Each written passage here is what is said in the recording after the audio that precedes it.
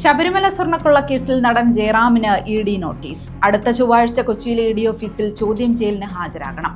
സ്വർണ്ണക്കൊള്ള കേസിലെ മുഖ്യപ്രതി ഉണ്ണികൃഷ്ണൻ പോറ്റിയുമായുള്ള സാമ്പത്തിക ഇടപാടുകൾ പരിശോധിക്കുകയാണ് ലക്ഷ്യം.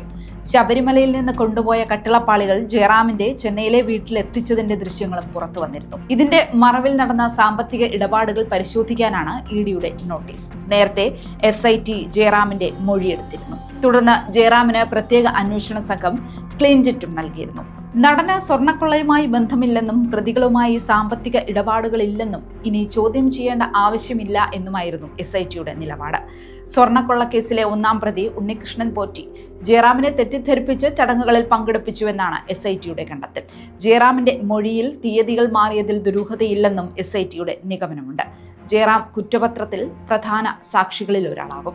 ചെന്നൈയിലെ വീട്ടിൽ വെച്ച് നടന്ന ചോദ്യം ചെയ്യലിൽ ഉണ്ണികൃഷ്ണൻ പോറ്റി അടക്കമുള്ളവരുമായുള്ള ബന്ധത്തെക്കുറിച്ച് നടൻ വിശദീകരിച്ചിരുന്നു.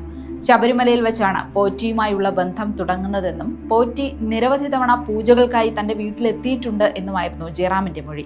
ഒരു മകരവിളക്ക് കാലത്താണ് പോറ്റിയെ സന്നിധാനത്ത് പരിചയപ്പെടുന്നത്. പോറ്റി തന്നെ ഒരു ഭക്തൻ എന്ന നിലയിൽ ബെല്ലാരിയിലെ ജ്വല്ലറി ഉടമ ഗോവർദ്ധനെ പരിചയപ്പെടുത്തി. 2019 ജൂണിൽ കട്ടിളപ്പാളി സ്മാർട്ട് ക്രിയേഷൻസിൽ വെച്ച് പൂജിച്ചപ്പോഴും പോറ്റി വിളിച്ചപ്പോൾ പങ്കെടുത്തിരുന്നു. ഇവിടെ വെച്ചാണ് സ്മാർട്ട് ക്രിയേഷൻ CEO പങ്കജ് ഭണ്ഡാരിയെ പരിചയപ്പെടുന്നത്. പിന്നീട് 2019 സെപ്റ്റംബറിൽ ദ്വാരപാലക പാളികൾ പോറ്റിയുടെ ആവശ്യപ്രകാരം തന്റെ വീട്ടിൽ കൊണ്ടുവന്ന് പൂജ നടത്തി. തുടർന്ന് ഈ പാളികൾ കോട്ടയം ഇളമ്പള്ളി ക്ഷേത്രത്തിലെത്തിച്ച് ഘോഷയാത്ര നടത്തിയപ്പോഴും പങ്കെടുത്തു.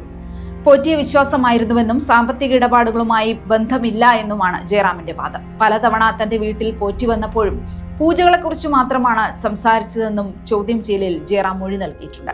ഈ മൊഴി പരിശോധിച്ച ശേഷമാണ് ജയറാമിന് ക്ലീൻ ചിറ്റ് നൽകിയത്.